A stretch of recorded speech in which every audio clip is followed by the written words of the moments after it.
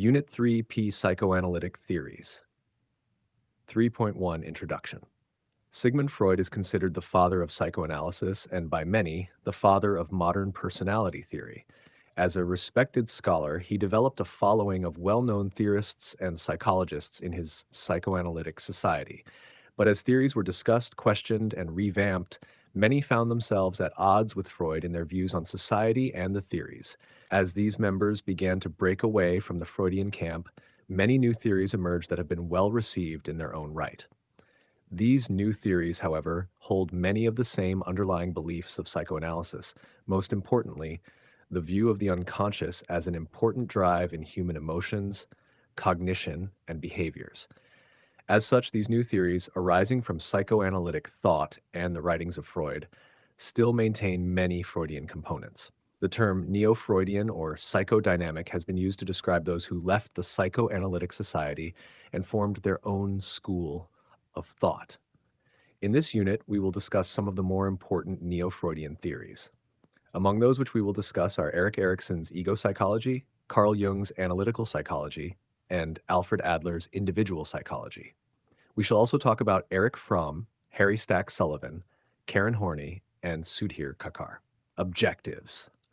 After studying this unit, you will be able to explain and illustrate the structure of personality, describe the viewpoints of various theories on the development of personality, and discuss how these theories have contributed towards the study of human behavior.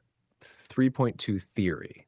Let us first understand what the term theory means. 3.2.1 What is a theory?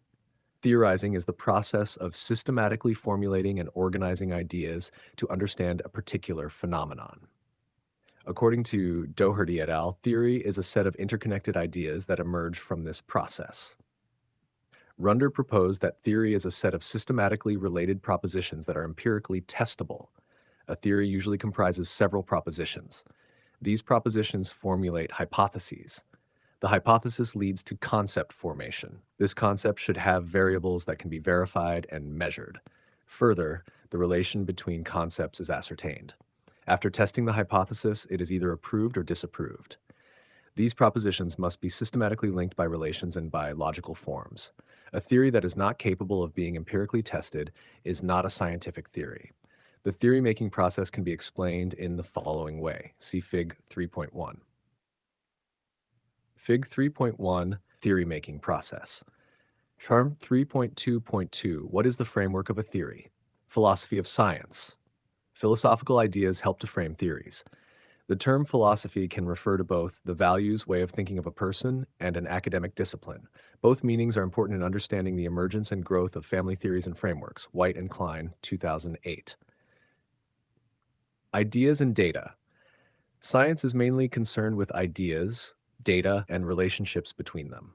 Theories exist in the realm of ideas. Research takes place in the realm of data. When the process marks a shift from ideas to data, it is deductive. When it proceeds from data to ideas, it is inductive. For example, a researcher begins with an existing theory, derives hypotheses, and then observes to see how well the data fits. Star 3.2.3, What are the parts of a theory? There are three building blocks of scientific theories: concepts, relation, proposition. Concepts are abstractions. These enable us to organize experience. Every time we do not invent concepts, rather we think about a concept in ways that are more abstract. For instance, the meaning of divorce will remain the same, though its properties may differ from culture to culture. Not all concepts can take empirical measures. A variable is any measure that can have two or more values like yes or no, strongly agree to strongly disagree. Relations. Relations connect concepts with each other. They have the properties of symmetry, reflexivity, and transitivity. We can use the same concepts with different relations. A simple difference in the properties of relation can make a difference in the validity of the final statement. For example, 1. Sanya is taller than Ria. Ria is taller than Tanu. Therefore, Sanya is taller than Tanu. This is true. 2. Sanya is the mother of Ria. Ria is the mother of Tanu. Therefore, Sanya is the mother of Tanu. This is false. Proposition. A proposition exists when a concept is linked in a meaningful way by relating it to another concept. This relation can be negative or positive. It also indicates which variable is dependent and which is independent. For example, the rate of divorce is negatively related to living in a joint family. 3.2.4, what are the functions of a theory? In general, theories have many functions, but here we will focus only on how theories help to develop understanding. Knowledge about theories related to families will be fruitful. Especially, it will help therapists, counselors, and social policy advisors to help in reducing familial and social problems. Here are some functions of a theory. 1. Accumulation. Theories help in the collection, analysis, and arrangement of empirical facts, filtered through the lenses of researchers. 2. Precision. Theories state ideas clearly in more careful and specified ways than everyday language. Concepts, propositions, and applications must be well understood. 3. Guidance. Theories guide researchers to develop and test hypotheses. A theory also promotes a critical spirit of inquiry. Comparisons can be made as to which theory is better in the field. For example, if there are contradictory theories in a field, then hypotheses can be framed to decide which theory is better. 4. Connectedness. A theory demonstrates how ideas are connected to each other and to other theories. 5. Interpretation. It has two aspects. 1. A theory should enable a good description of the subject matter with which it is concerned. 2. Theories evoke or promote notions about the way things work. 6. Prediction. Theories help to predict what will or can happen in the future by studying past events. That is, a theory can state relative propositions for future outcomes. 7. Explanation. Theory provides answers to the why and how questions. 3.3 Freud's Psychoanalytic Theory. Sigmund Freud, 1856 to 1939, the founder of modern psychoanalysis, was born in Vienna and conducted most of his work in Europe. Freud's focus was on human emotions, which were rarely spoken of in Victorian society, and the unconscious mind as a determinant of behavior. He believed that the primary forces behind human behavior are biological animal drives, including sex and aggression. Freud looked to childhood for clues about the underlying nature of personality. For Freud, personality also has a definable structure with three basic components. One can be thought of as the personality's biological side, the second represents the psychological side, and the third reflects society's contribution to personality. These are not parts of personality in a physical sense, nor do they have any specific physical location in the person. Rather, they are processes or systems of the mind. Their job is to organize mental life and interact with one another in a dynamic way so that personality is influenced and changed. These structures are explained below, also see Fig 3.2. 1. Id. The ID is the mental agency containing everything inherited, present at birth, and fixed in the individual's constitution, especially sexual and aggressive instincts. It is raw, animalistic, and unorganized, knows no laws, obeys no rules, and remains basic to the individual throughout life. It operates according to what Freud termed the pleasure principle, which means the achievement of pleasurable feelings as quickly and immediately as possible through the reduction of discomfort, pain, or tension. The IDID satisfies its needs through the primary process, a continual flow of events involving infantile images and wishes that demand immediate and direct satisfaction. 2. Ego. The ego is that portion of the psychic apparatus that seeks to express and gratify the desires of the ID in accordance with the restrictions of both outer reality and the superego. The ego acquires its structure and functions from the ide. Having evolved from it, the ego operates according to the reality principle. The ego has the capacity to delay satisfaction. For example, the hungry person has to seek, find, and eat food. It operates according to the principle of secondary process, guided very much by reality considerations, but in the service of the instinctual drives. 3. Superego. In order for a person to function effectively in society, they must acquire a system of values, norms, and ethics that are reasonably compatible with that society. These are acquired through the process of socialization. In Freud's view, the human organism is not born with a superego. Rather, children must acquire it through interactions with parents, teachers, and other formative figures. The specific mechanism through which the superego receives its content is called introjection. Fig 3.2, Freud's psychic structure includes the id, ego, and superego. The ID operates according to the pleasure principle. The ego operates according to the reality principle, and the superego represents the moralistic values of society. Freud considered personality to be like an iceberg. According to him, most of the personality exists below our level of awareness, just as the massive part of an iceberg is beneath the surface of the water. Freud believed that most of the important personality processes occur below the level of conscious awareness. In examining people's conscious thoughts about their behaviors, we can see some reflections of the ego and the superego. Whereas the ego and superego are partly conscious and partly unconscious, the primitive ID is the unconscious, the totally submerged part of the iceberg, as shown in Fig 3.3. Fig 3.3, Freud considered personality to be like an iceberg, instinct. Psychoanalytic theory is based on the notion that a human being is a complex energy system which derives its energy from the food it consumes and expends it for such various purposes as circulation, respiration, muscular exercise, perceiving, thinking, and remembering. Freud accepted the law of conservation of energy, that is, energy may be converted from one state to another, but it is all the same energy. He believed that the energy used for psychological activity could be legitimately called psychic energy. He believed that the total amount of psychic energy deriving from the tissue needs to be invested in the form of wishes that are termed as instincts. An instinct is defined as an inborn psychological representation of an inner bodily state of excitation. Freud maintained that all human activity is determined by the instincts. People behave because instinctual tension impels them to behave, their actions serving to reduce tension. Although there may be an indeterminate number of instincts depending upon the bodily states, Freud recognized the existence of two basic groups of them, life instincts and death instincts. The life instincts serve the purpose of individual survival and social propagation. The form of energy by which life instincts perform their work is called libido, from the Latin word for wish or desire, or libidinal energy, a term that came to refer to the energy of the life instincts in general.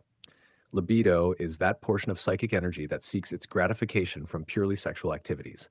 The second category, the death instincts, also known as thanatos, underlies all the manifestations of cruelty, aggression, suicide, and murder. Unlike the libidinal energy of the life instincts, no name was assigned to the energy system of the death instincts. However, Freud considered them to be biologically rooted and as equally important as the life instincts in determining the individual's behavior. 3.3.1 Defense Mechanisms. How does the ego resolve the conflict among its demand for reality, the wishes of the id, and the constraints of the superego? Defense mechanisms are the psychoanalytic term for unconscious methods that the ego uses to distort reality, thereby protecting it from anxiety. In Freud's view, the conflicting demands of the personality structures produce anxiety.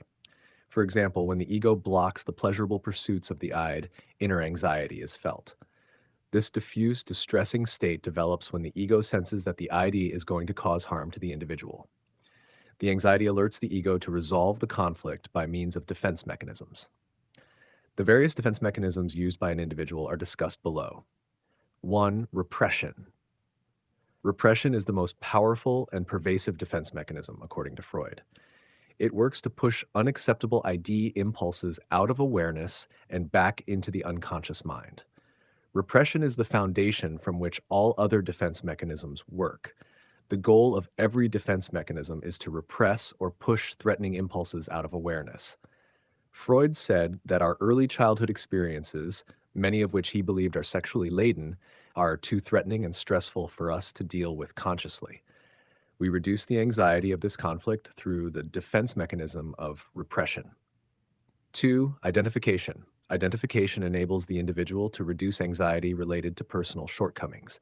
It can take the form of imitating the behaviors of a successful peer, perhaps a sibling, or imitating the behavior of a powerful significant other, such as a parent, in order to decrease the negative attitude and behaviors that the parent has expressed in relation to the child. 3.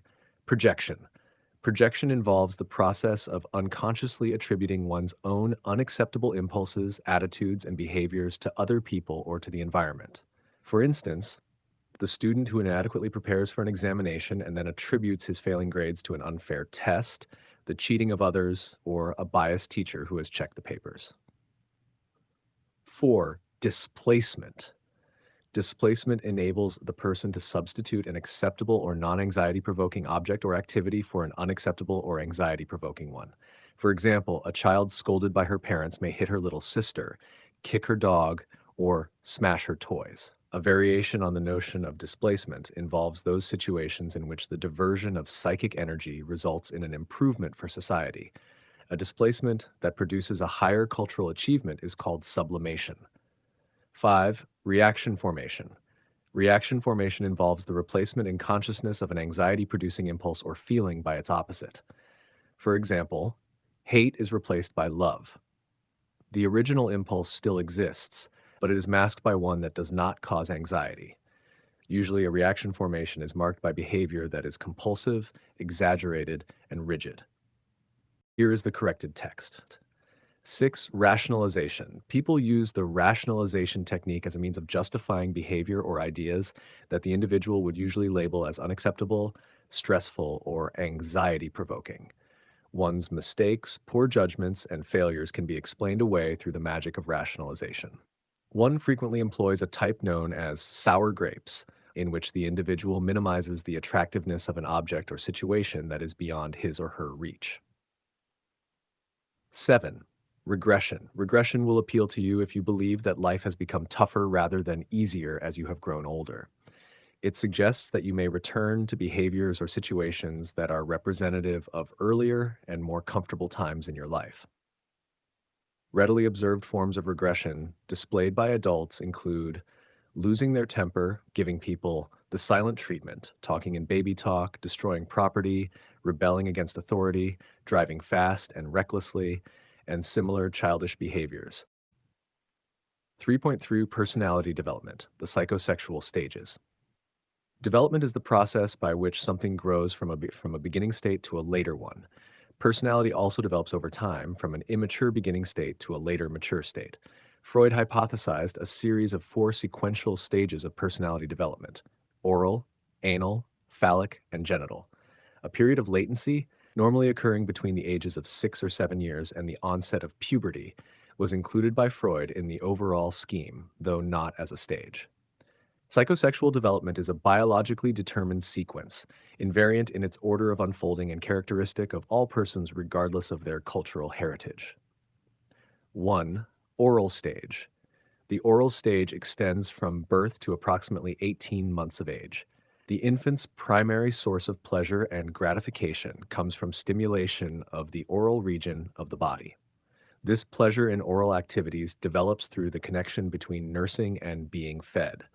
The infant obtains nourishment from sucking at the breast or bottle, and at the same time, sucking movements are pleasurable. Therefore, oral activity remains an important erogenous zone throughout life. Freud postulated that an infant who is given either excessive or insufficient amounts of stimulation is likely to develop a fixation. If a child is fed whenever he wants, he is likely to develop an oral passive personality type in adulthood. This is the person who has an optimistic view of the world, who has established trusting, dependent relationships with others who are expected to care for them. His or her psychological adjustment is characterized by gullibility, passivity, immaturity, and excessive dependence. The oral aggressive or oral sadistic type is also derived from childhood pleasures associated with the mouth, food, and eating, but with greater chewing, biting, and use of teeth. This personality type is likely to develop if the infant gets inadequate oral stimulation and is frustrated by the same. Fixation at the oral aggressive stage is reflected in adults who are argumentative, pessimistic, bitingly sarcastic, and often cynical about everything around them. Number 2, anal stage. The anal stage begins at about 18 months and continues into the 3rd year of life. During this time, young children derive considerable pleasure from both the retention and expulsion of feces and gradually learn to enhance this pleasure by delaying bowel movements. An important aspect of the anal stage is toilet training, which involves children and parents in issues of interpersonal interaction and conflict. From the parent's point of view, the issue is control. Will my child go to the toilet as I desire or not? For the child, on the other hand, the issue is power. Should I do what I want to do or what they want me to do? Therefore, the need to hold back feces. If holdback becomes excessive and generalizes to other modes of behavior, the child may develop an anal retentive personality type. In contrast, a second outcome of anal fixation due to parental strictness about toilet training is the anal expulsive type. Individuals who fit this personality type constantly save for the future, whether the reference is to money or gratification of some need. They delay gratification and retain objects for future use, just as once at the behest of their parents, they retained their feces until an appropriate receptacle was found. Other characteristics include orderliness, stinginess, obstinacy, punctuality, and extreme cleanliness or extreme messiness. People fixed at this level show traits of cruelty, destructiveness, disorderliness, temper tantrums, explosive emotional outbursts, and hostility with respect to adult love relationships. Such a person would tend to perceive others primarily as objects to be possessed. 3. Phallic stage. The phallic stage, or early genital stage, as it is sometimes called, is named because at about the age of 4 years, the child's sources of libidinal pleasure shift to focus principally on the genital region.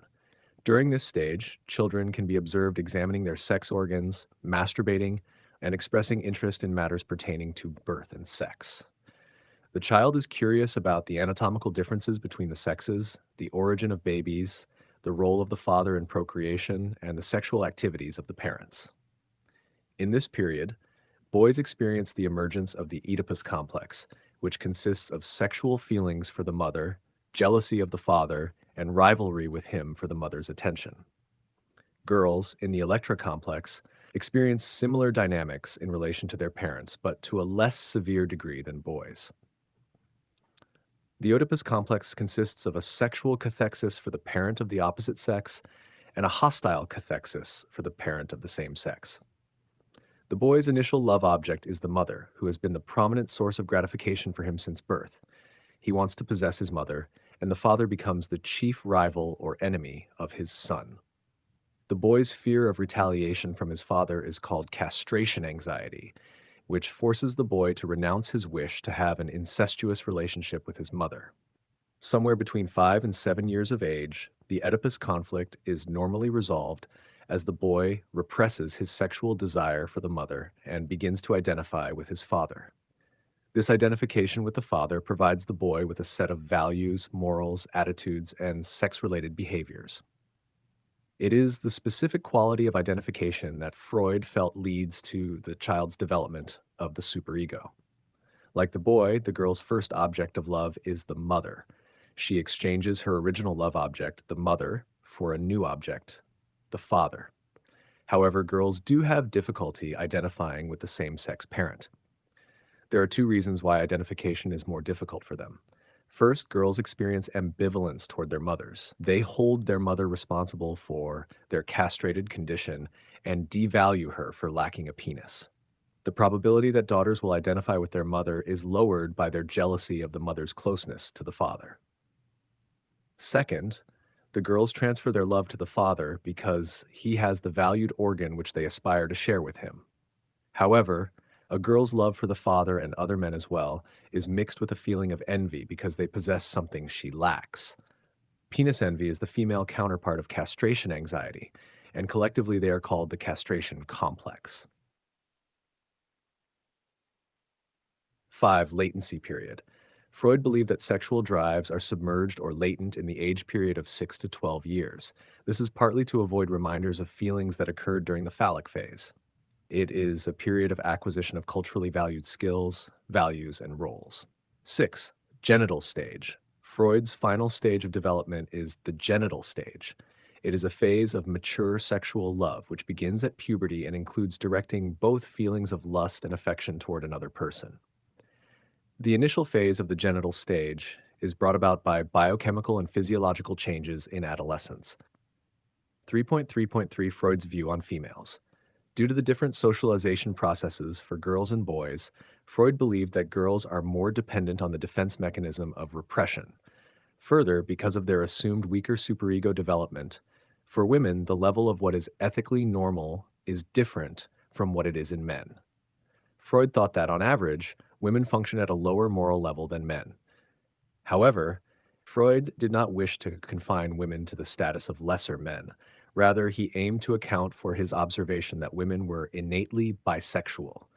Freud reasoned that to be sexual, young females had to be masculine, actively manipulating the clitoris like boys stroke the penis.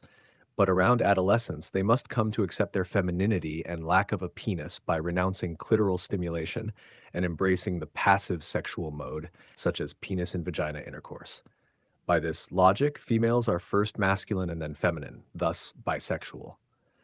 This switch accounts for what Freud saw as their greater tendency toward neurosis. Females experience greater internal turmoil because they must abandon one set of needs, masculine, and then, while still in the throes of the loss, embrace another, feminine. The name Freud assigned to females arose from the necessary transition from masculinity to femininity dictated by anatomy, not from female inferiority per se. Assuming that gender bias influenced Freud's conception of women, viewing them from a masculine vantage point, his theory could theoretically be rewritten from a feminine perspective, with male inferiority replacing female inferiority. 3.3.4 Limitations and Applications of Psychoanalytic Theory.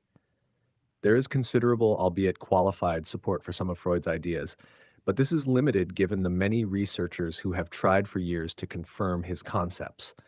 One reason is that psychoanalytic theory concepts, even when clearly defined, are not open to direct observation, making them hard to test scientifically and difficult to measure.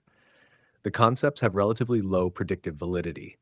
Additionally, the use of uncontrolled clinical settings, including interruptions, mood variations of patient and analyst, events in the setting, and unknown events before the session, make it challenging to draw inferences. Analysts, as observers, influence what they observe, so total objectivity can't be achieved. The clinical subject samples often used by Freud and other psychoanalysts are unrepresentative of people in general. Freud's ideas relied heavily on early childhood experiences. However, he actually had few child patients and obtained most of his information about children through personal experience, reading, and recollections of adults about their childhoods. Despite these limitations, Freud is the most cited personality theorist. His enduring contributions include inspiring others to look beyond the obvious, developing the concept of identification, and exploring the unconscious. Psychoanalytic theory has been applied to understanding virtually every area of human behavior. Fields as diverse as anthropology, art, criminology, history, economics, philosophy, sociology, education, and religion have felt its impact.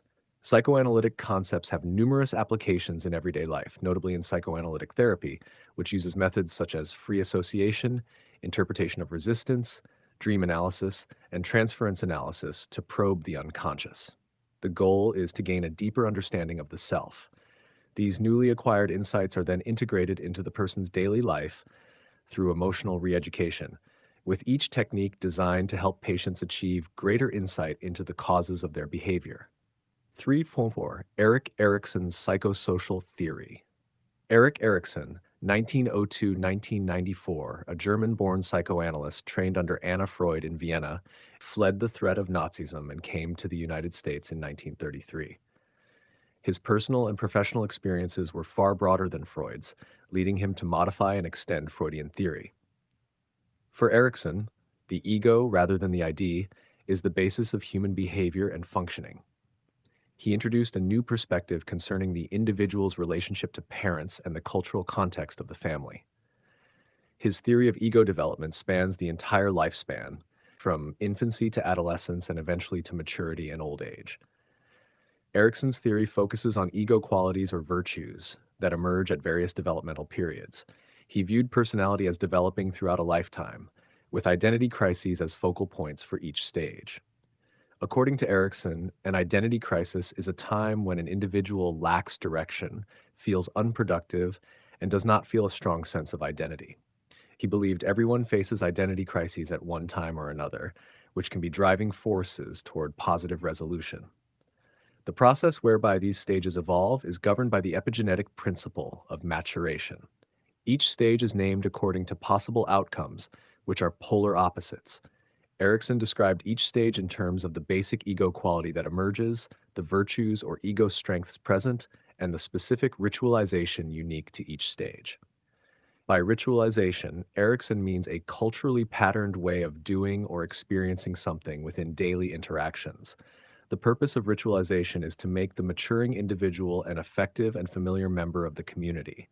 However, ritualization can become rigid and turn away from its proper nature, resulting in ritualism. 3.1 Personality Development.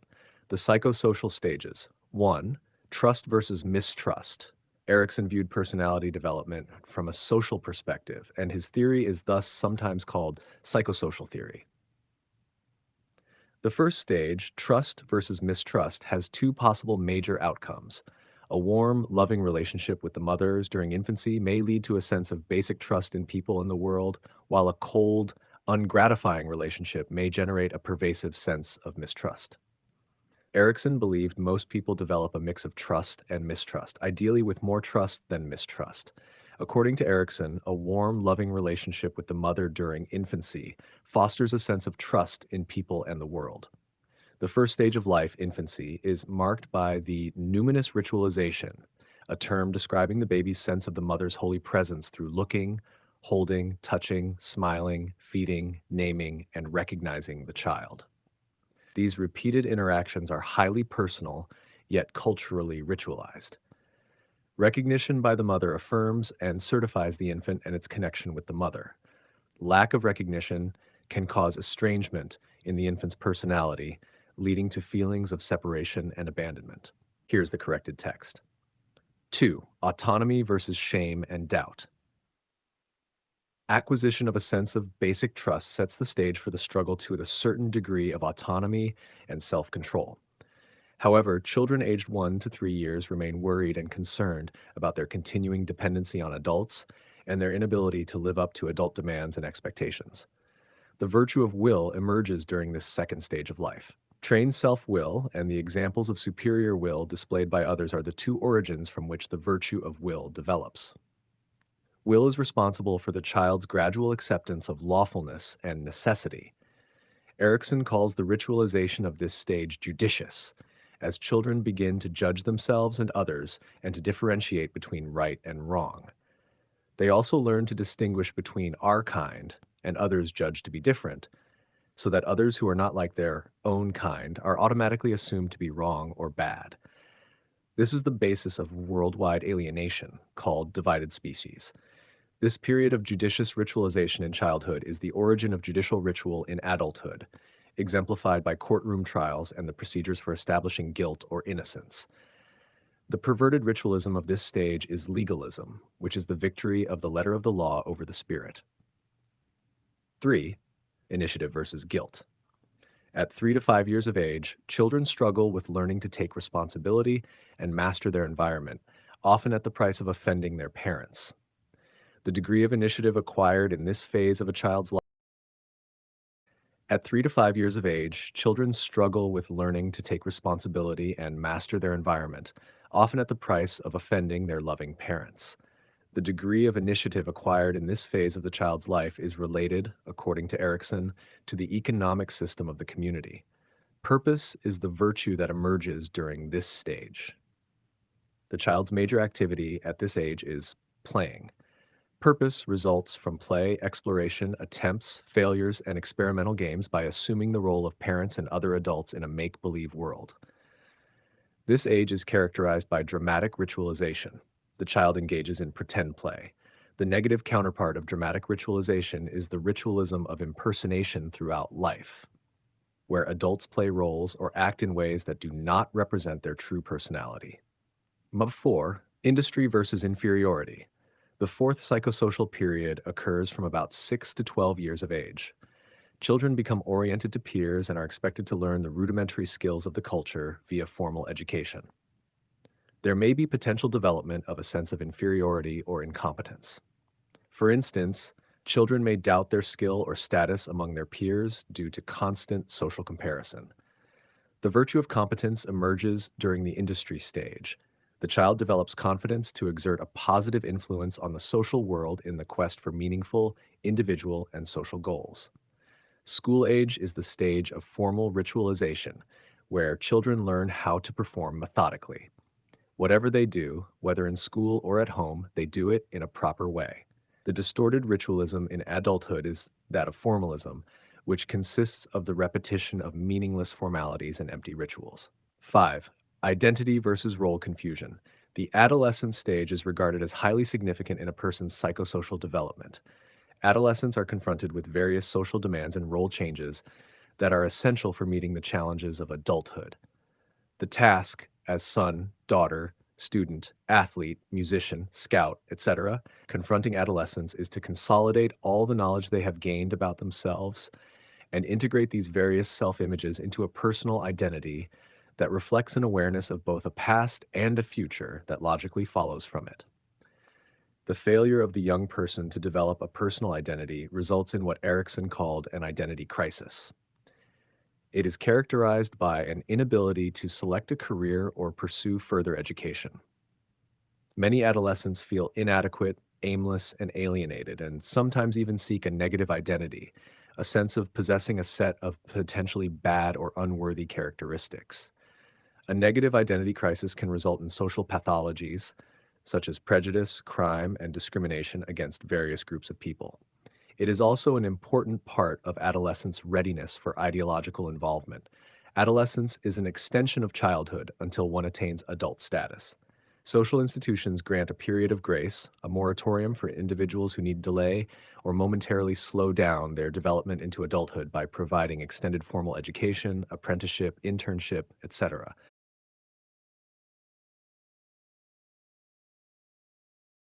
Solution of the ego identity role confusion crisis. Fidelity refers to the adolescent's ability to sustain loyalties freely pledged despite inevitable contradictions in value systems. Fidelity represents the young person's capacity to perceive and abide by the social mores, ethics, and ideologies of society. Fidelity is the foundation upon which a continuous sense of identity is formed. The ritualization concurrent with the adolescent stage is ideology, meaning the individual develops a set of ideas and ideals. When an individual fails to develop an ideology, it results in identity confusion. The distorted form of ideology ritualization is totalism, a fanatic and exclusive preoccupation with what seems unquestionably right or ideal. 6. Intimacy versus isolation. In young adulthood, the task is to form intimate relationships by merging one's identity with that of another person. Erickson contends that a true sense of intimacy cannot be attained unless the young person has already achieved a stable identity. Young adults need to experience an intimate oneness with their society to avoid isolation. The virtue of love comes into being during the intimacy stage of development. Although love exists in earlier stages, the development of true intimacy is seen only after adolescence. The corresponding ritualization of this stage is affiliative, a sharing of work, friendship, and love. The corresponding ritualism, namely elitism, is expressed by exclusive groups that are a form of communal narcissism. 7. Generativity versus stagnation. During the middle years of life, generativity occurs when a person begins to show concern not only for the welfare of the next generation, but also for the nature of the society in which that generation will live and work.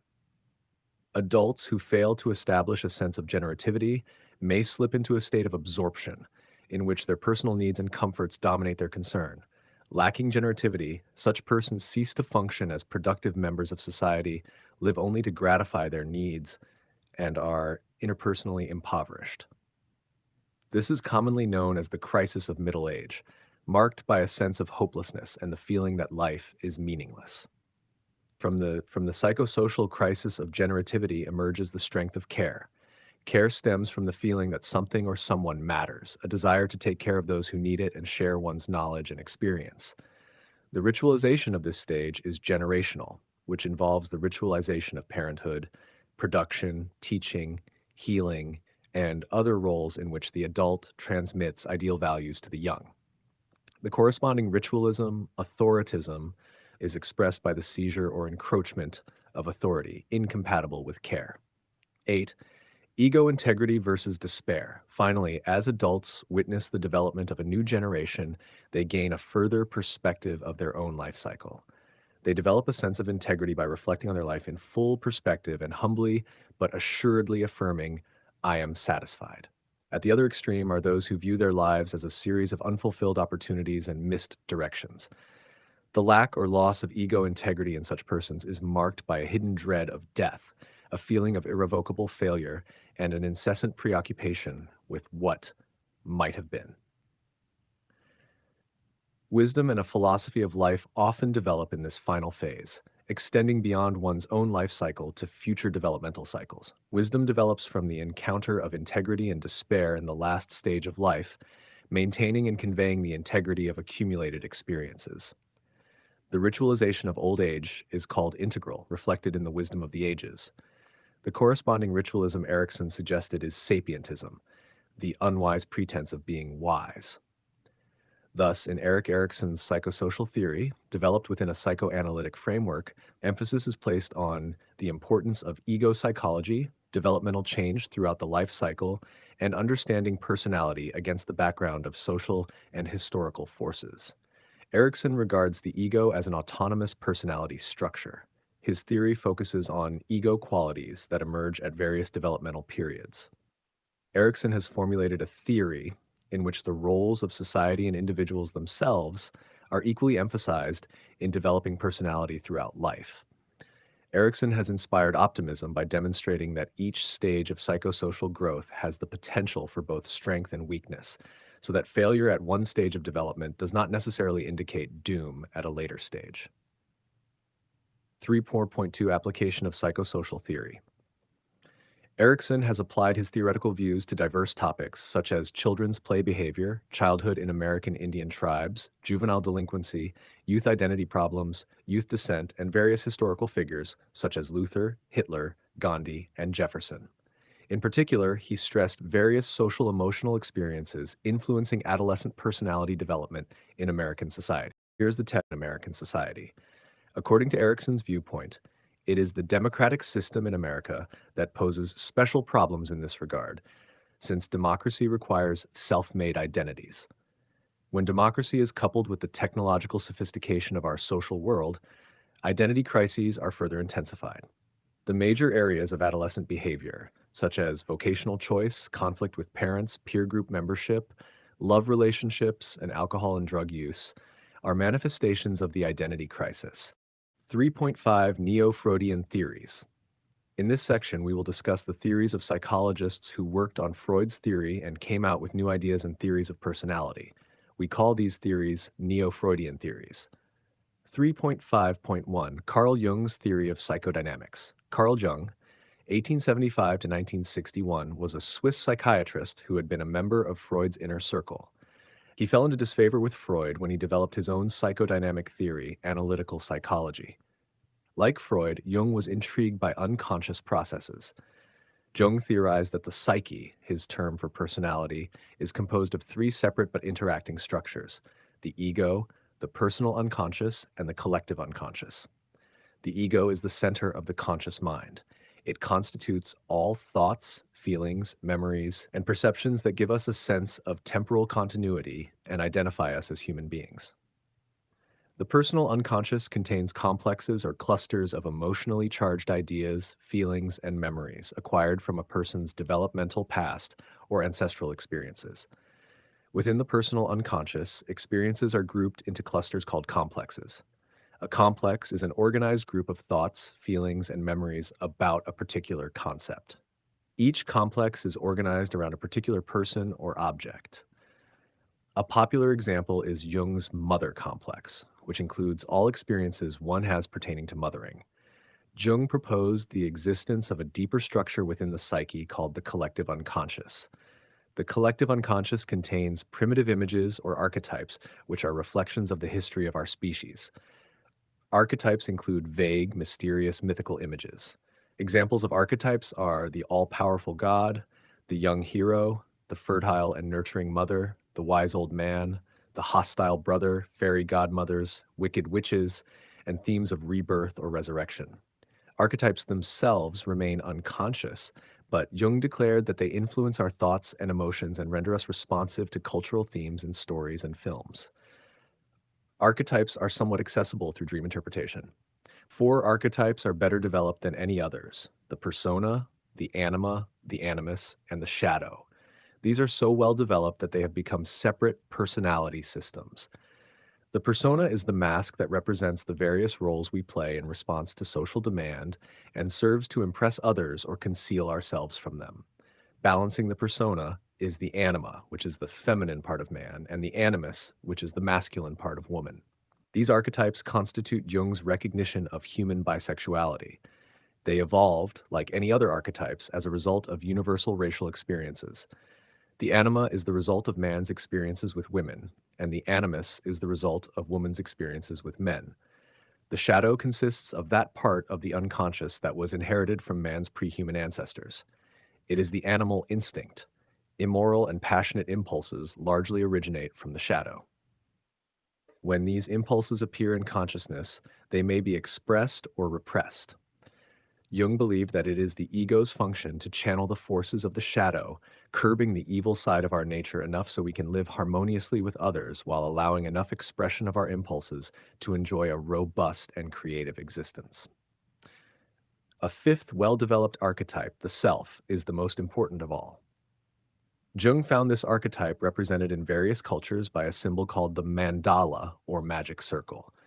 It represented humans striving for unity, wholeness, and integration of personality. The self holds all the other systems together. It strives for oneness of the individual with the world through religious experience, as well as for oneness of the psychic systems within the individual. The self can appear only when the other psychic systems become separate enough to require integration, which does not occur until middle age. Jung identified two general orientations or attitudes toward the world: extroversion and introversion. Both orientations exist simultaneously in each person, although one usually becomes dominant. Extroversion refers to an attitude of interest in the outer world of people and things. The extrovert is likely to be outgoing, talkative, friendly, and focused on things outside the self. Introversion, in contrast, signifies a preoccupation with the internal world of one's thoughts, feelings, and experiences. The introvert is more likely to be contemplative, aloof, reserved, and self-focused. The combination of these dominant and non-dominant ego orientations creates personalities displaying distinctive and predictable patterns of behavior. Soon after he formulated his ideas about extroversion and introversion, Jung realized that this pair of opposites did not fully explain all the differences in how people relate to the world. Accordingly, he extended his typology to include what he called psychological functions. The four basic functions of the psyche are thinking, feeling, sensing, and intuiting. Thinking and feeling are rational functions since they involve making judgments about life experiences. Jung called sensing and intuiting irrational functions because they involve passively recording life experiences without evaluating or interpreting them. Thinking is characterized by an intellectual style of relating to the world. Its opposite function, feeling, is the appraisal of reality in terms of good or bad, pleasant or unpleasant, stimulating or dull. When the thinking function is dominant, the person is oriented toward making a conscious judgment of whether an experience is true or false. But when the feeling function dominates, the person is oriented toward making a conscious judgment whether an experience is inherently pleasant or unpleasant. Sensing is the direct, realistic perception of the external world without judgment.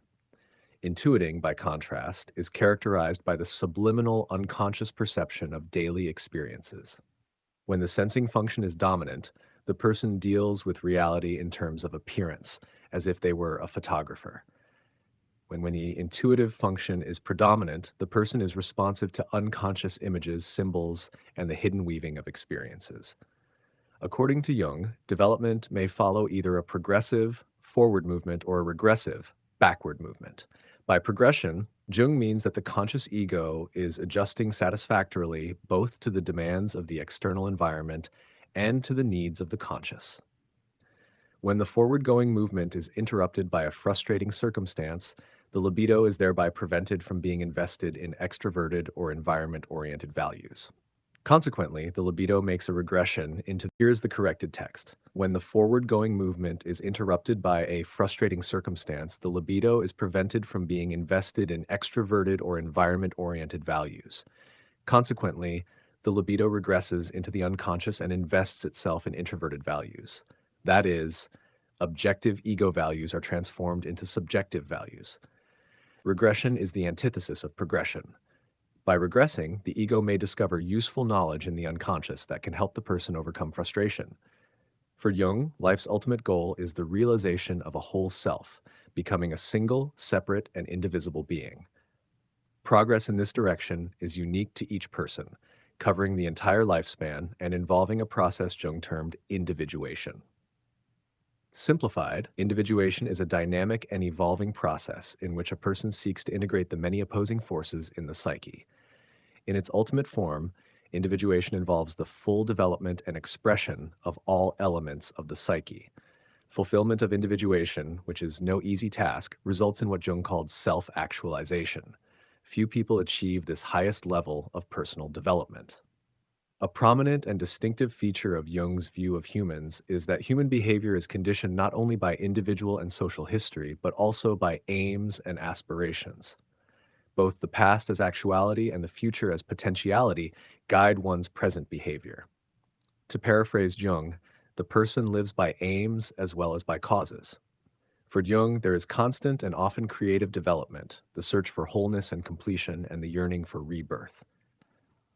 3.5.2 Alfred Adler's Theory of Individual Psychology. Adler, 1870 to 1930s, is often portrayed as a disciple of Freud, who eventually rebelled and proceeded to develop his own ideas.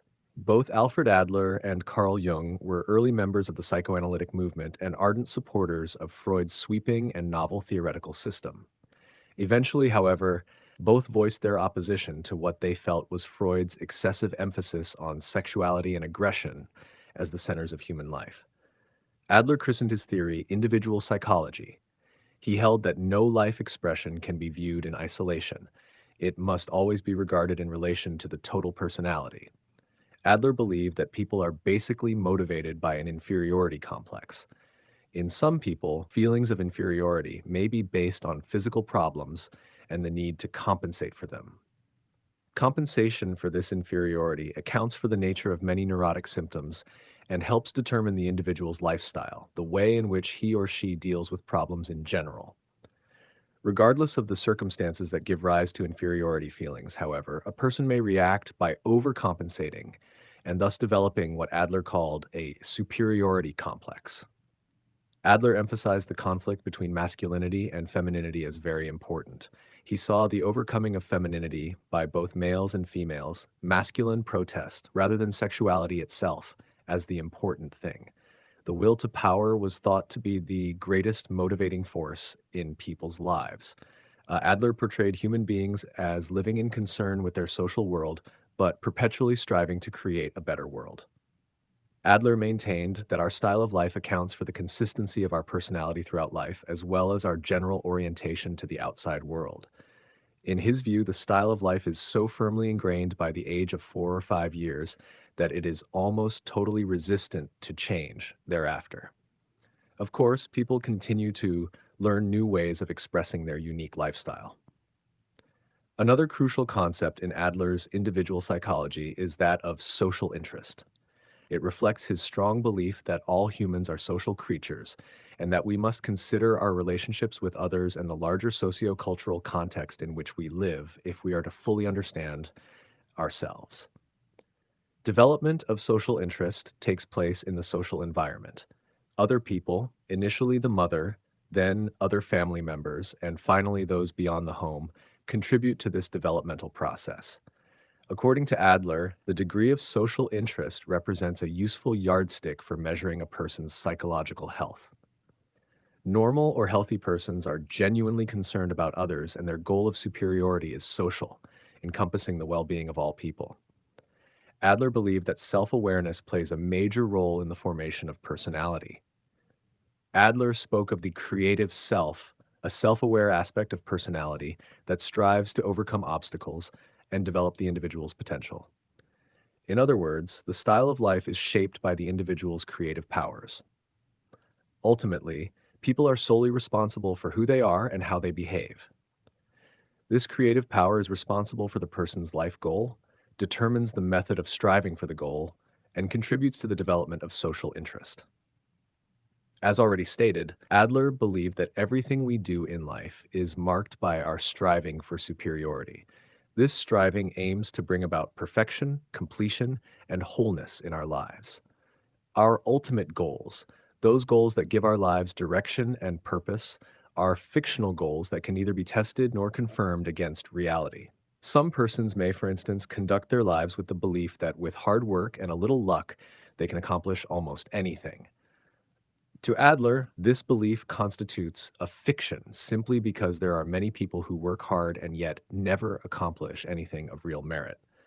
Another example might be the precept of your reward will be in heaven. Although our fictional goals have no objective existence, they nonetheless exert an enormous influence on our striving for superiority, perfection, and unity. Application: neurosis and its treatment. Adler wanted above all else to create a practical and useful psychology that would be relevant to the everyday world of human affairs. In particular, he sought to develop a theoretical system that would enable him to explain the causes and development of neurosis and provide a strong basis for the psychological treatment of such disorders. From Adler's point of view, neurosis was a broad-based diagnostic term designed to encompass a variety of behavioral disorders. These disorders manifested themselves in a variety of symptoms, for example, anxiety, doubts, fears, obsessions, and compulsions. Adler believed that people are fundamentally responsible for their own behavior and life direction. He also argued that neurotic lifestyles tended to result from the person being overburdened during childhood. Three situations leading to inferiority complexes are likely to overburden the child.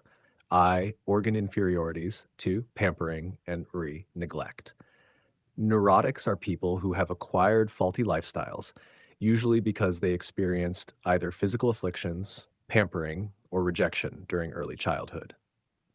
The overall approach to treating neurosis in individual psychology logically follows from Adler's theoretical conception of the nature of neurosis. The goals of therapy for Adler are: 1, to recognize our mistaken beliefs about ourselves and others; 2, to eliminate faulty goals; and 3, to implement new life goals that will enable us to realize our full human potential.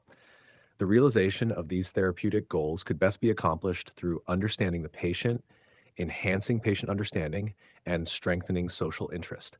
Alfred Adler's individual psychology holistically depicts the human being as single, indivisible, self-consistent, and unified, human life as a dynamic striving for perfection, the individual as a creative and self-determined entity, and the social embeddedness of the individual and individual subjectivity. Ert. 3.53 Erich Fromm, political psychophilosopher. Erich Fromm, 1900 to 1980, was born in Germany in 1900. He witnessed World War I when he was a teenager and the rise of the Nazi Party 15 years later. His interest in war and politics grew from these experiences, and many of his theories were derived from his desire to understand why individuals followed leaders into acts of destruction. His initial book, one of his most influential works, was titled Escape from Freedom and published near the beginning of World War II. In it, he described freedom as the greatest problem for most individuals. With freedom, according to Fromm, comes an overwhelming sense of aloneness and an inability to exert individual power. He argued that we use several different techniques to alleviate the anxiety associated with our perception of freedom, including automation, conformity, authoritarianism, destructiveness, and individuation. The essential theme of all of Fromm's writings is that a person feels lonely and isolated because he or she has become separated from nature and other people. This condition of isolation is not found in any other species. It is a distinctive human situation. Children, for example, gain freedom from the primary ties with their parents, which results in feelings of isolation and helplessness. As a slave, an individual belonged to someone and had a feeling of being related to the world and to other people, even though he or she was not free. Fromm points out that as human beings have gained more freedom throughout the ages, they have also felt more loneliness. Freedom then becomes a negative condition from which they try to escape. Fromm addressed this dilemma by stating that a person can either unite with other people in the spirit of love and shared work, or find security by submitting to authority and conforming to society. Any form of society that human beings have fashioned, whether it be feudalism, capitalism, fascism, socialism, or communism, represents an attempt to resolve the basic contradiction of human existence. This contradiction consists of a person being. That person develops a social character in keeping with the requirements of society. Fromm identified and described 5 social character types that are prevalent in contemporary societies. These social character types represent the interaction of existential needs and the social context in which people live. Fromm grouped them into 2 general classes: non-productive, unhealthy, and productive, healthy types. The non-productive category includes the receptive, exploitative, hoarding, and marketing character orientations, whereas the productive category represents Fromm's ideal of psychological health. Fromm points out that none of these character types exists in pure form because non-productive and productive qualities blend together in differing proportions in particular persons. The first 4 are similar in that each is considered unproductive in terms of the betterment of society. Thus, if society is to provide maximal opportunities for personal and collective growth, the 5th of these character types, the productive orientation, must be dominant. Briefly, the 5 types of social characters are as follows. 1. Receptive orientation. Receptive-oriented individuals are passive and wait to see what the world is going to do to them and for them. 2. Exploitative orientation. Exploitative-oriented individuals are also takers who perceive that the source of all satisfaction involves external factors. They don't wait for others to bestow gifts upon them. Rather, they take anything they can get without considering the needs of specific people or society in general. 3. Hoarding orientation. Hoarding-oriented individuals believe that there is nothing to be gained from the outside world and that they should hoard or keep everything they have and not share with others. 4. Marketing orientation. Marketing-oriented people operate from a frame of reference that states that people who are successful are valuable, while people who are not successful are worthless. 5. Productive orientation. Productive-oriented individuals make optimal use of all the power and abilities with which they have been endowed. These are the people who can make the world of tomorrow a better place to live. From the standpoint of the proper functioning of a particular society, it is absolutely essential that the child's character should be shaped to fit the needs of the society. The task of the parents and of education is to make the child want to act as it has to act if a given economic, political, and social system is to be maintained. There are some specific needs that arise from the conditions of human existence. The 5 human existential needs identified by Fromm are: 1. The need for relatedness. To overcome feelings of isolation from nature and themselves, all persons need to care for, share with, and be responsible for others, what Fromm called productive love. Productive love always implies mutual care, responsibility, respect, and understanding. 2. The need for transcendence. This refers to a person's need to rise above his or her animal nature, to become a creative person instead of remaining a creature. 3. The need for rootedness. Human beings need to be an integral part of the world, to feel that they belong. 4. The need for identity. One wants to have a sense of personal identity, to be a unique individual belonging to someone rather than just being someone. 5. The need to have a frame of reference. Fromm theorized that humans need a stable and consistent way of interpreting the complexities of the world. Fromm believed that the specific manifestations of these needs, the actual ways in which a person realizes inner potentialities, are determined by the social arrangements under which he or she lives. One's personality develops in accordance with the opportunities that a particular society offers. In a capitalistic society, for example, a person may gain a sense of personal identity by becoming rich or develop a feeling of rootedness by becoming a dependable and trusted employee in a large company. In essence, Fromm envisioned the perfect society in which the basic needs of human beings for existence are satisfied. Everyone would have equal opportunity to become fully human, and this perfect society should be called a humanistic communitarian society. Application of Fromm's theory to the treatment of psychopathology. According to Fromm, the causes of pathology are primarily sociocultural in nature. On a microscopic level, they involve symbiotic relationships between parents and children. On a macroscopic level, they involve those economic and political forces within society that stifle personal growth. These diverse forces, in Fromm's view, are largely responsible for the individual's inability to achieve a productive orientation. They create repressions of the individual's need for love and relatedness, and generate instead brutal and exploitative strivings. The person comes to see others as threats to his own existence, that is, as obstacles to be overcome or removed. Under these conditions, the person is alienated from himself and from others. He does not understand the sources of his problems or that his behavior is at variance with his basic nature. To achieve positive growth, people must be made aware of the many family and societal conditions that have stifled their development.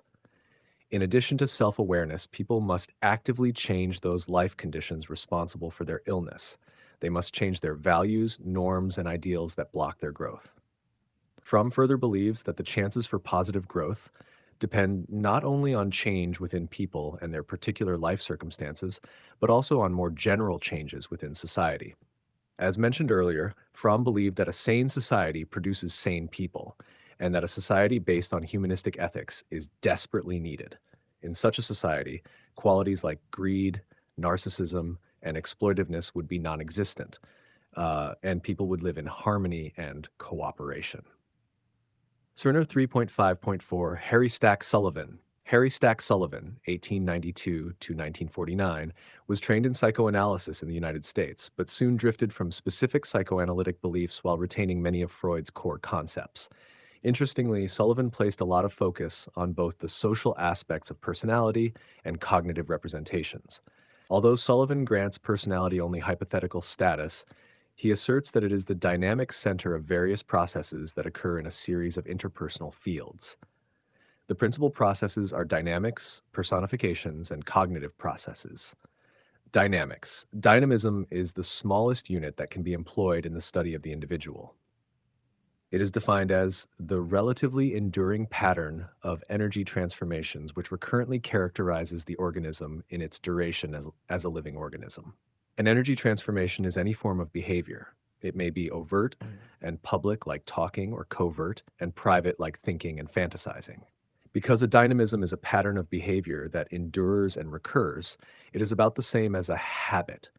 Dynamism usually employs a particular zone of the body, such as the mouth, hands, arms, and genitals, by means of which it interacts with the environment. For example, when the nipple is brought to the baby's mouth, it stimulates the sensitive membrane of the lips, which discharges impulse along nerve pathways to the motor organs of the mouth, producing sucking movements. Many dynamics serve the purpose of satisfying the organism's basic needs. However, there is an important dynamism that develops as a result of anxiety, called the dynamics of the self or the self system. Sullivan saw anxiety as existing only as a result of social interactions. He described techniques much like defense mechanisms that provide tools for people to use to reduce social anxiety. Selective inattention is one such mechanism. According to Sullivan, mothers show their anxiety about child rearing to their children through various means. The children, having no way to deal with this, feel the anxiety. Here is the corrected text. The children, having no way to deal with this, feel the anxiety themselves. Selective inattention is soon learned, and the children begin to ignore or reject the anxiety or any interaction that could produce these uncomfortable feelings. As adults, we use this technique to focus our minds away from stressful situations.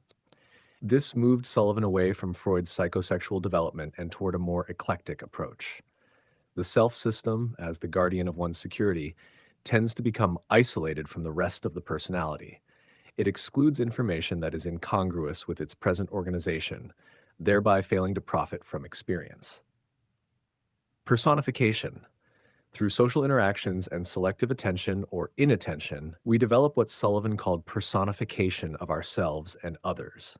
In other words, personification is a complex of feelings, attitudes, and conceptions that grows out of experience with need satisfaction and anxiety. For example, the baby develops a personification of a good mother by being nursed and cared for by her. These personifications are mental images that allow us to better understand ourselves and the world. There are three basic ways we see ourselves that Sullivan called the bad me, the good me, and the not me. The bad me represents those aspects of the self that are considered negative and are therefore hidden from others and possibly even the self. The good me is everything we like about ourselves. It represents the part of us we share with others and that we often choose to focus on because it produces no anxiety. The final part of us, called the not me, represents all those things that are so anxiety provoking that we cannot even consider them part of us. The not me is kept out of awareness by pushing it deep into the unconscious. Cognitive process. Sullivan's unique contribution regarding the place of cognition in personality is a threefold classification of experience. He says experience occurs in three modes: prototaxic, parataxic, and syntaxic. Prototaxic experience is the separate series of momentary states of the sensitive organism, raw sensations, images, and feelings that flow through the mind. The prototaxic mode of experience is found in its purest form during the early months of life and is the necessary precondition for the appearance of the other two modes. The parataxic mode of thinking consists of seeing causal relationships between events that occur at about the same time but are not logically related. All superstitions, for instance, are examples of parataxic thinking. The third and highest mode of thinking is syntaxic, which consists of consensually validated symbolic activity, especially of a verbal nature. A consensually validated symbol is one agreed upon by a group of people, having a standard meaning. Words and numbers are the best examples of such symbols. In addition to this formulation of the modes of experience, Sullivan emphasized the importance of foresight in cognitive functioning. Foresight depends upon one's memory of the past and interpretation of the present. Although dynamics, personifications, and cognitive processes do not complete the list of the constituents of personality, they are the chief distinguishing structural features of Sullivan's system. The dynamics of personality. Sullivan, in common with many other personality theorists, conceives of personality as an energy system whose chief work consists of activities that will reduce tension. Sullivan says there is no need to add the term mental to either energy or tension since they are the same as in physics. These terms are explained below. Tension. The organism is a tension system, with absolute tension exemplified by extreme terror. There are two main sources of tension: those arising from the needs of the organism and those resulting from anxiety. Tensions can be regarded as needs for particular energy transformations that will remove the tensions, often accompanied by a change of mental state or awareness or dissatisfaction. Energy transformations. Energy is transformed by performing work. Work may be overt actions involving muscles, or it may be mental, such as perceiving, remembering, and thinking. These overt or covert activities aim to relieve tension and are conditioned by society. The similarity between Sullivan's theory and Freud's is the belief that childhood experiences largely determine adult personality. Throughout one's childhood, the mother plays the most significant role. Unlike Freud, however, Sullivan believed personality could develop in adolescence and even adulthood. He called the stages in his developmental theory epochs. He believed we pass through these stages in a particular order, but the timing is dictated by our social environment. Much of the focus in Sullivan's theory revolved around the conflicts of adolescence. Let me know if you need.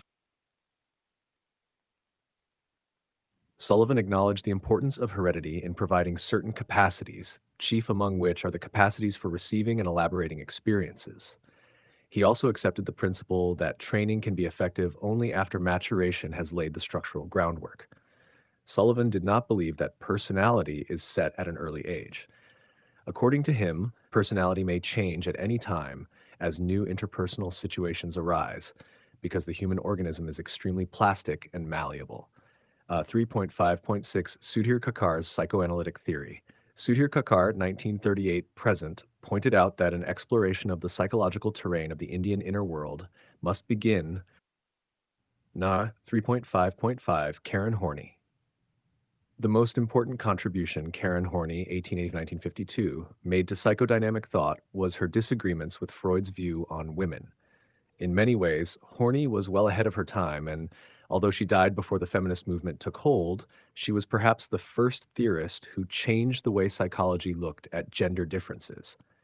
She countered Freud's concept of penis envy with what she called womb envy, or man's envy of woman's ability to bear children. She argued that men compensate for this inability by striving for achievement and success in other realms. Horney pointed out that psychoanalysis was created by a male genius, and almost all those who had developed his ideas had been men. It must be realized that Horney's opposition to Freud's assumptions about women created considerable controversy. In fact, she was disqualified as a trained analyst and was eventually expelled from the male-dominated psychoanalytic school of thought. As an early feminist, however, Horney did much more than criticize Freud. She set forth her own theory of feminine psychology, one that recast the differences between men and women in terms of sociocultural differences. Horney insisted that women often feel inferior to men because their lives are based on economic, political, and psychological dependency on men. Historically, women have been treated as second-class citizens denied equal rights and socialized to overvalue their perceptions of superior men. Likewise, they have been enmeshed in male-dominated social systems that constantly make them feel dependent and inadequate. Horney argued that many women do aspire to be more masculine, but not because they lack penises. Rather, she saw women's overvaluation of masculinity as motivated by a desire for power and privilege. Horney also emphasized the role conflicts that many women experience in their relationships with men. In particular, she contrasted the traditional role of marriage and motherhood with a more liberated role of pursuing careers and other goals. She suggested that these contrasting roles accounted for the neurotic needs that some women displayed in their love relationships with men. Horney's sociocultural view of personality was prompted by three major considerations. First, she rejected Freud's pronouncements regarding women, in particular his notion that penis envy is preordained from the orthodox Freudian point of view. Second, while living in Chicago and New York, Horney exchanged ideas with other prominent figures such as Erich Fromm, Margaret Mead, and Harry Stack Sullivan. They reinforced her conviction that sociocultural conditions exert a profound impact on an individual's development and functioning. Third, Horney's clinical observation of striking differences in personality dynamics between patients seen in Europe and the United States confirmed the powerful influence of cultural forces. More specifically, these observations led her to conclude that unique interpersonal conditions of a person's life are at the core of disturbed personality functioning. Personality development. Horney agreed with Freud on the importance of childhood experience in shaping adult personality structure and functioning. However, Horney rejected Freud's claim that there are universal psychosexual stages and that the child's sexual anatomy dictates the course of personality development. Instead, she argued that the social relationship between the child and the parents is the decisive factor in determining personality growth. According to Horney, childhood is characterized by two needs: the need for satisfaction and the need for safety. Satisfaction encompasses all of the basic physiological needs: food, water, sleep, and so on. Although Horney recognized the importance of satisfying needs for ensuring physical survival, she did not regard them as having key significance in shaping personality. Instead, the child's need for safety is essential. The child's fundamental motive in this case is to feel wanted, loved, and protected from a hostile world. Horney felt that the child is completely dependent upon the parents in having its safety need met. If the parents show genuine affection and warmth towards the child, thereby satisfying the need for security, healthy personality development will take place. Conversely, if parents act in ways that obstruct the child's need for safety, abnormal personality development is likely to occur. A wide range of parental behaviors may frustrate a child's need for security, like indifference, unfair punishment, erratic behavior, ridicule, unkept promises, overprotection, and preference for a sibling. However, the main result of such parental mistreatment is the creation within the child of an attitude of basic hostility. The child is now caught between dependence on the parent and resentment towards them, a conflict that Horney believed brings the defense mechanism of repression into operation. Unfortunately, the repressed feelings of resentment and hostility caused by the parents do not remain isolated. Instead, they manifest themselves in all other relationships the child has or will have with other people. Horney stressed the importance of cultural and social influences on personality throughout her work. Although her theory deals far more with neurotic than normal personalities, many of her ideas offer insight into the understanding of individual differences and interpersonal relationships. Most of us have come into contact with people whom to successfully irritate or frighten others away with their clinginess, significant lack of self esteem, and even anger and threatening behavior. According to Horney, these individuals adapted this personality style through a childhood filled with anxiety. Although this way of dealing with others may have been beneficial in their youth, as adults, it serves to almost guarantee that their needs will not be met. She identified three ways of dealing with the world that are formed by an upbringing in a neurotic family: moving toward people, moving against people, and moving away from people. Moving toward people. Some children who feel a great deal of anxiety and helplessness move toward people in order to seek help and acceptance. They are striving to feel worthy and believe the only way to gain this is through the acceptance of others. These people have an intense need to be liked, involved, given importance, and appreciated.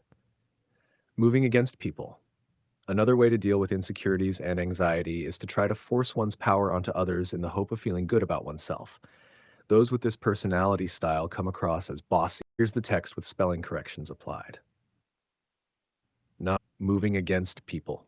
Another way to deal with insecurities and anxiety is to try to force one's power onto others in the hope of feeling good about oneself. Those with this personality style come across as bossy, demanding, selfish, and even cruel. Moving away from people.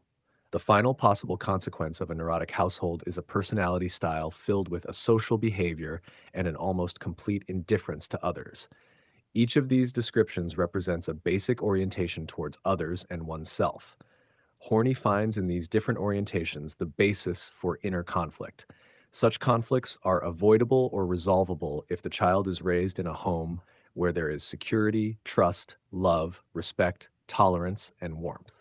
Conflict arises out of social conditions. The person who is likely to become neurotic is one who has experienced culturally determined difficulties in an accentuated form, mostly through the medium of childhood experiences. In drawing attention to the importance of culture and gender roles, Horney's ideas fit in quite well with the feminist zeitgeist of modern times. The rapid changes in the roles and relationships of the two sexes that are occurring in modern societies would certainly have been welcomed by Horney. Her numerous articles on feminine psychology continue to be cited by investigators today. 3.5.6 Sudhir Kakar's Psychoanalytic Theory. Sudhir Kakar, 1938 present, pointed out that an exploration of the psychological terrain of the Indian inner world must begin with the cluster of ideas, historically derived, selected, and refined, through which Hindu culture has traditionally structured the beliefs and behavior of its members.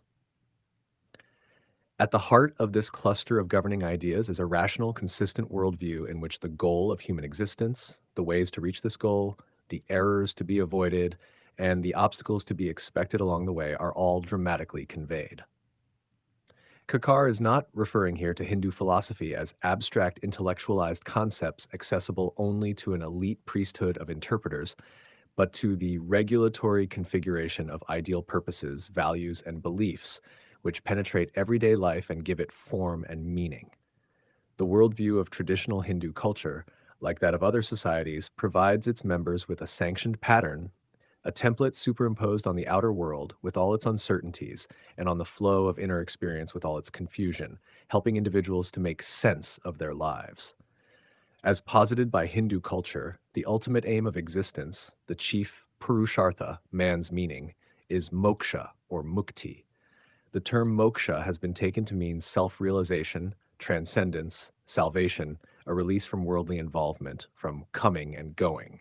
Yet in Hindu philosophy, it is also described as the state in which all distinctions between subject and object have been transcended, a direct experience of the fundamental unity of a human being with the infinite. Kakar states that one of the main difficulties in trying to arrive at a psychological understanding of such states as moksha is terminological. The semantic confusion among I, self, and ego, and among their counterparts, other, world, etc., is exaggerated in translation from Sanskrit or from any Indian vernacular to English. By ego, kakar means the inner agency of the psyche, which screens and synthesizes impulses, needs, emotions, and memories from within, and impressions, ideas, expectations, and opportunities from outside, all of which become part of our consciousness and call for some kind of action. The individual ego is in a state of constant instability, mediation and exchange between inner and outer, past and present, unconscious and self-conscious, self and society, between the instinctual and the institutional in human life. The ego is unconscious in that one can become aware of its work, but not of it. The self, on the other hand, following Erickson, is pre-conscious in the sense that it becomes conscious when I reflects upon it, or rather, the individual ego is in a state of constant instability, mediation and exchange between inner and outer, past and present, unconscious and self-conscious, self and society, between the instinctual and the institutional in human life. The ego is unconscious in that one can become aware of its work, but not of it.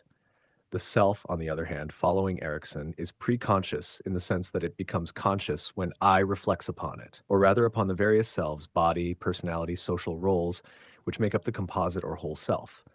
The counterparts of the self are others, or more precisely, the selves of others. This, of course, leaves one with the problem, more metapsychological than psychological, of the I. For I is neither self, which is the object of I, nor ego, a psychic agency. I, as Hindus would say, is pure consciousness. Moksha can be understood to mean that a person living in this state has an all-pervasive current of I as the center of awareness and existence in all experienced situations and possible selves. In the Hindu ideal, reality is not primarily mediated through the conscious and pre-conscious perceptions, unconscious defenses, and logical, rational thought process. In the Hindu ideal, reality is not primarily mediated through the conscious and preconscious perceptions, unconscious defenses, and logical, rational thought processes that make up the ego. Instead, it emanates from the deeper and phylogenetically much older structural layer of personality, the id, the mental representative of the organism's instinctual drives.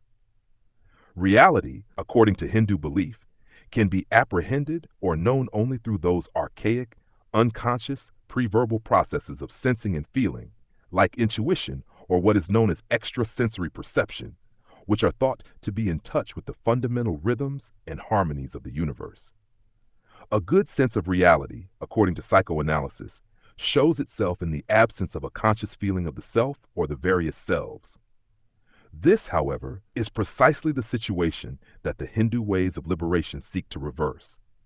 If, in the course of development, the child learns to differentiate between himself and what is not a part of him, between me and not me, a process in which the individual's sense of space, time, causality, and individuality are formed, and ego boundaries are constituted, the Hindu ways of liberation challenge this differentiation. Life task and life cycle. Dharma in the Hindu philosophical tradition, Carr explains that Dharma is not only the principle of individual action and social relations, but also the ground plan of an ideal life cycle. It defines the tasks of different stages of life and the way each stage should be lived. Like modern theories of personality, the Hindu model of asrama dharma conceptualizes human development in a succession of stages. It holds that development proceeds not at a steady pace in a smooth continuum, but in discontinuous steps, with marked changes as the individual moves into each new phase of life. Proper developmental progress requires meeting and surmounting the critical task of each phase in the proper sequence and at the proper time. Essentially, asrama dharma is the Hindu counterpart of the epigenetic principle applied to human development in relation to society, similar to Erickson's well-known theory of psychosocial stages of growth. Unconscious as destiny, what prevents the individual from living in Dharma separates him from an intuitive understanding of right action and thus hinders his progress towards the destined goal of moksha. This is the question the concept of karma addresses, thereby completing Hinduism's philosophical response to the fundamental issues of human existence. This question also takes us into the conceptual psychology of ancient Hindus, formalized in various philosophical texts, while also constituting a shared pool of intuitive, common knowledge. According to Hindu psychological theory, The newborn infant is not a tabula rasa, but comes equipped with a highly personal and individual unconscious, characterized by a particular mixture of three fundamental qualities or gunas: sattva, clarity, light; rajas, passion, desire; and tamas, dullness, darkness. In the Hindu idea of destiny, the unconscious has an innate tendency to strive toward clarity and light. Mother and infant Kakar points out that the first month of human life is a period of wordless void, profoundly significant for emotional development. Infancy is the foundation for all later psychological experiences. Moreover, the nature of an individual's first relationship with the mother profoundly influences the quality and dynamics of social relations throughout life. During the first few months of life, the infant exists in a psychological state often termed undifferentiated or unintegrated. At the beginning of life, there is no clear distinction between conscious and unconscious, ego and ID, psyche and soma, inside and outside, I and not I, nor even between the different parts of the body. Through constant exchanges with the mother, the infant begins to differentiate these opposites and take the first steps towards selfhood. The emotional quality of this differentiation is determined by the infant's tie to the mother. Without her contact and facilitation, the infant's first experiences take place in a psychosocial void, and his development is likely to be severely disturbed. Psychosocial matrix of infancy, feminine identity in India. Whether her family is poor or wealthy, whatever her caste, class, or region, whether she is a fresh young bride or exhausted by many pregnancies and infancies already, an Indian woman knows that motherhood confers upon her a purpose and identity that nothing else in her culture can. Each infant born and nurtured by her safely into childhood, especially if the child is a son, is both a certification and redemption.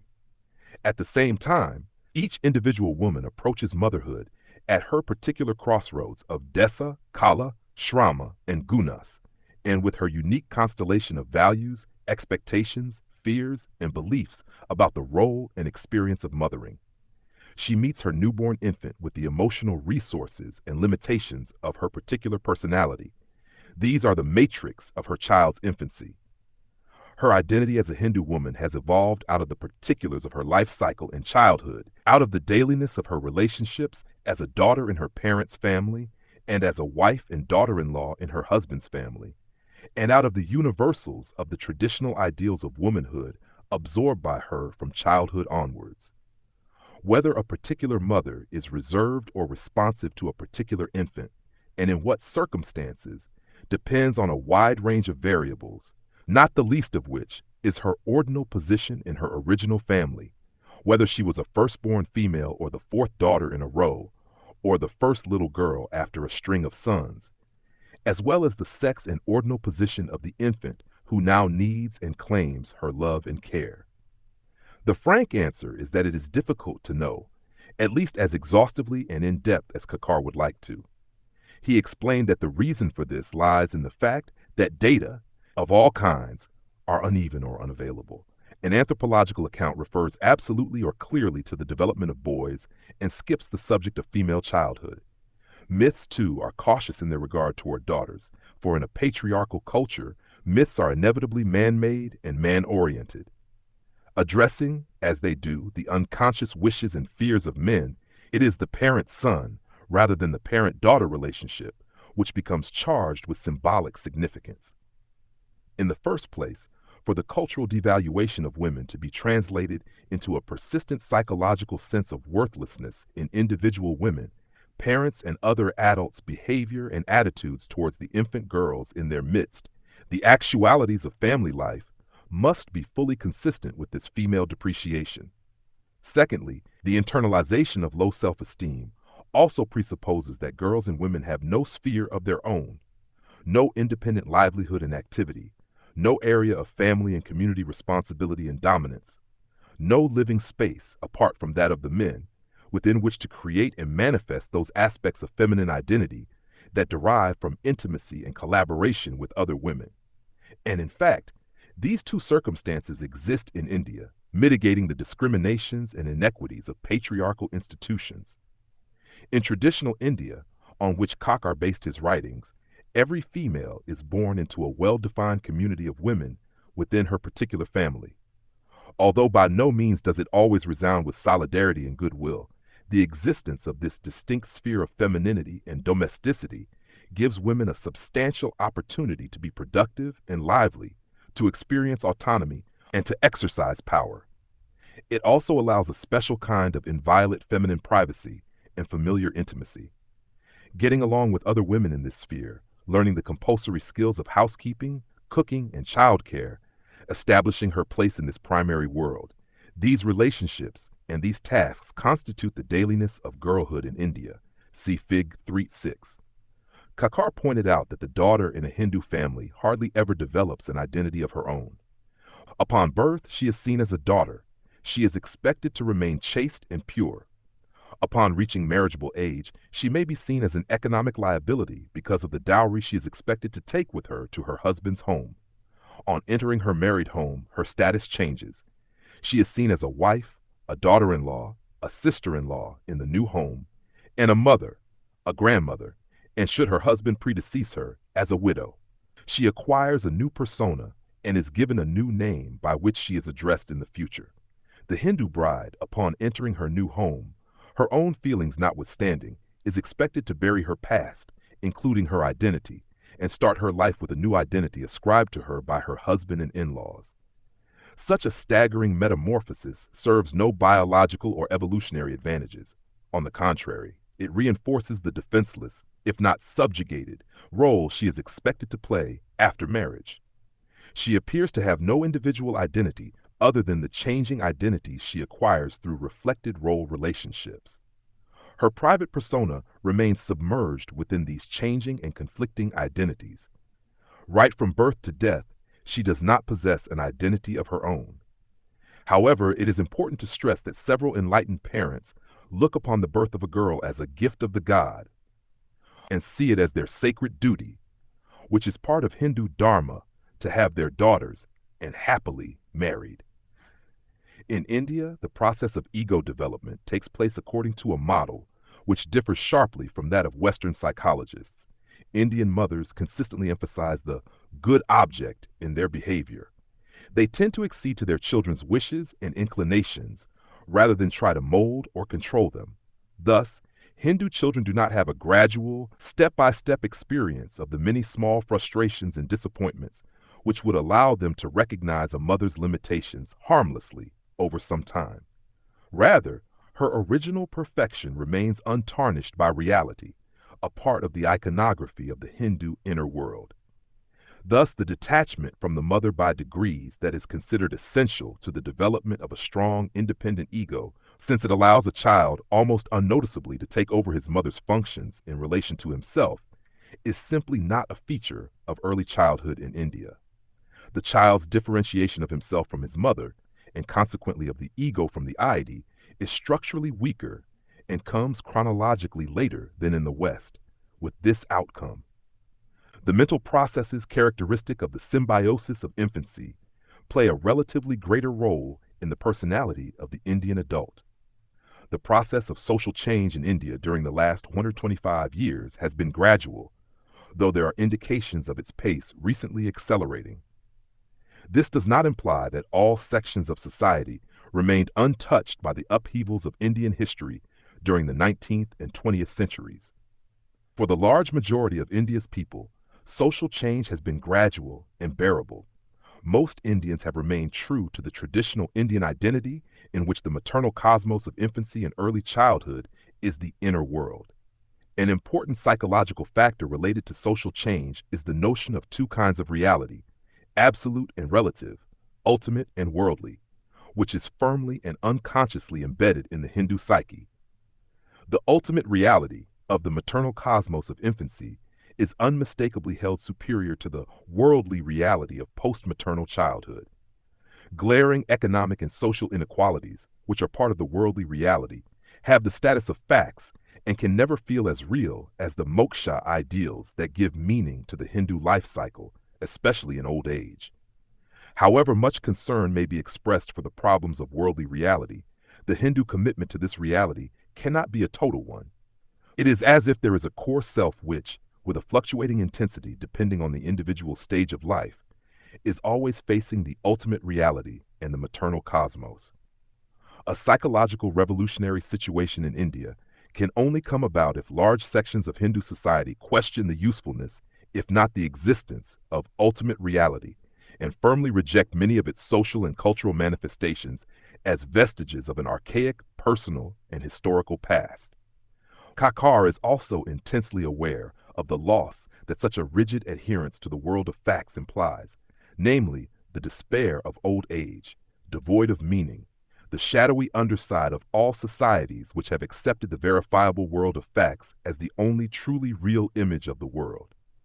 Yet without a more equitable balance between different kinds of reality, and without an here is the corrected version of your text with spelling and grammatical.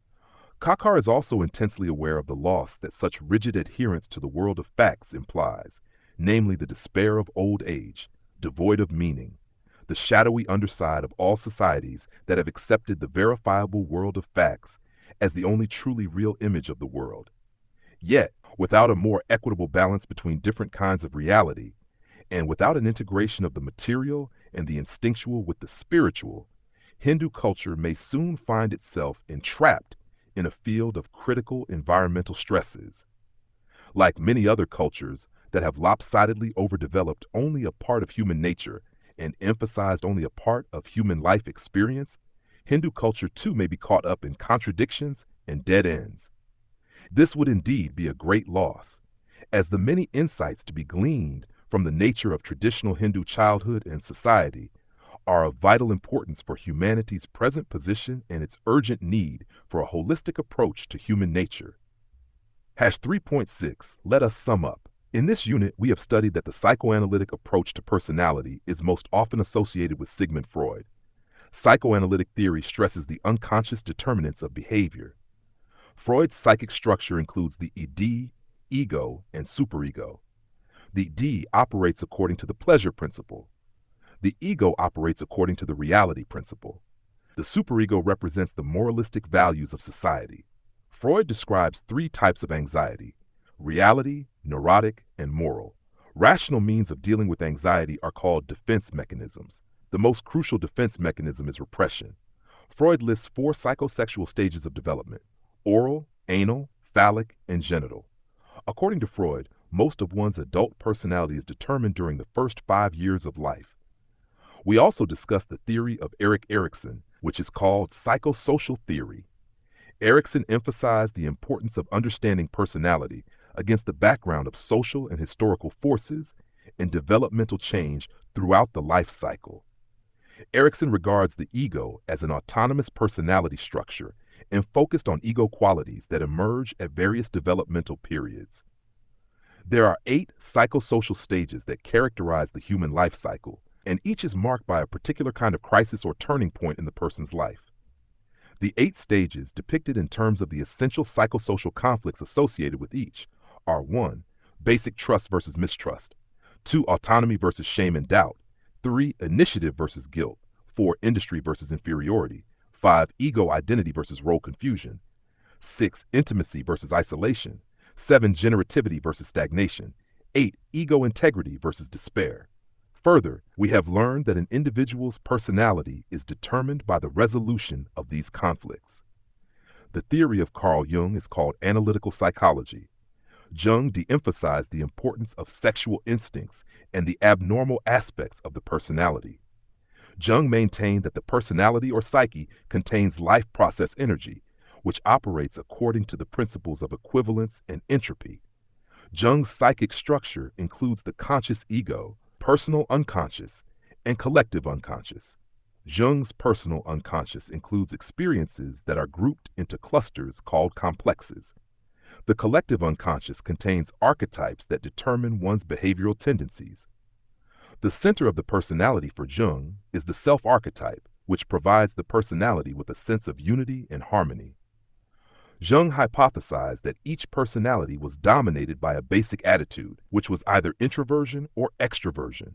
We also studied the theory of Alfred Adler, which is called individual psychology. Adler's theory focuses upon social rather than biological motives. The approach of Adler is largely contained within 6 concepts: fictional finalism, striving for superiority, inferiority feelings, social interest, style of life, and creative self. In his later writings, Adler claimed that striving for superiority was the goal of mankind. Social interest is a society-wide striving for superiority. Each person has a unique style of life that is determined by the creative self. Adler believed that one's personality is affected by birth order. We have also studied the theory given by Erich Fromm. Fromm postulated that human beings basically feel isolated. The goal of each person, according to him, is to find meaning for their existence. He identified 5 basic needs: relatedness, transcendence, rootedness, identity, and a frame of orientation and devotion. He named the optimal society as a humanistic communitarian society. He stated that each person could relate to the world through dominance, submission, or cooperation. He labeled the constitutional determinants of behavior as temperament. Culturally related motivations to experience the world in given ways are placed under the heading of character by Fromm. Fromm's basic character types of orientations are receptive, exploitative, hoarding, marketing, and productive. Then we read Sullivan's theory on psychoanalysis. He gave the principal processes as dynamics, personifications, and cognitive processes. He did a lot of work on adolescence and acknowledged the importance of heredity in personality development. Next, we studied Karen Horney's theory on psychoanalysis. Her most important contribution was that she countered Freud's concept of penis envy with her concept of womb envy. This refers to a man's envy of a woman's ability to give birth, which men then compensate for by achieving success in other realms. In the end, Sudhir Kakar's psychoanalytic theory was presented. It is a study of childhood and society with special reference to India. Kakar described moksha, or liberation, as the ultimate aim of existence. Nash, 3.7 Glossary. Anal stage, the second stage of psychosexual development during which bowel control is achieved and pleasure is focused on the expulsion or retention of feces. Analytical psychology, Jung's unique brand of psychology that emphasizes the complex interplay between oppositional forces within the psyche and the ways in which these internal conflicts affect personality development. Archetype, universal theme or symbol that can be activated by forces operating in the psyche, thereby generating visions that are projected into current experiences. Basic trust, the inner feeling that one's social world is a safe and stable place and that caring others are reliable. Complex, collection of thoughts united by a common feeling. Conscience, a psychoanalytic term that refers to the individual's capacity for punitive self-evaluation, moral prohibitions, and guilt feelings when failing to live up to internalized standards of perfection. Defense mechanism, the process whereby the individual distorts reality to reduce or eliminate anxiety and other unpleasant feelings. Fictional finalism, term used by Adler to convey the notion that human behavior is guided by imagined or fictional goals that cannot be tested. Here's the correct catharsis, therapeutic procedure whereby a patient alleviates anxiety and symptoms by talking about them. Defense mechanism, the process whereby an individual distorts reality to reduce or eliminate anxiety and other unpleasant feelings. Epigenetic principle, the assumption that human development proceeds in terms of a series of invariant stages that are universal to humanity and result from an ongoing bidirectional interchange between heredity and environment. Fictional finalism, term used by Adler to convey the notion that human behavior is guided by imagined or fictional goals that can neither be tested nor confirmed against reality. Fidelity, the psychosocial virtue ensuing from a sense of ego identity that enables a young person to perceive and act in terms of an ideology despite its contradictions and limitations. Identity crisis, in Erikson's theory, a period during which a young person struggles with questions such as, who am I and where am I going? The young person plagued by an identity crisis often lacks a clear idea of their social roles and assumes whatever role seems appropriate to a given situation. Industry, according to Erikson, corresponding to the school age, it refers to learning new skills and completing tasks on one's own.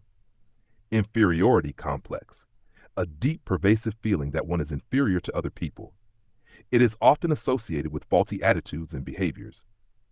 Instinct, an innate bodily state of excitation that seeks expression and tension release. For Freud, mental representations of innate bodily excitations are reflected in the form of wishes. Initiative, associated with the play age, it reflects an active interest in the work of others, trying out new things, and an inner sense of being able to undertake activities. Intimacy, associated with young adulthood, it includes sexuality, deep relationships with others, and a commitment to fellow beings. For Jung, a construct postulated to represent all interacting systems within human personality needed to account for the mental life and behavior of a person. Separation anxiety, fear of being separated from the caregiver, a form of anxiety that usually manifests in children between the ages of 7 to 30 months. Separation anxiety is usually strongest at 18 months of age.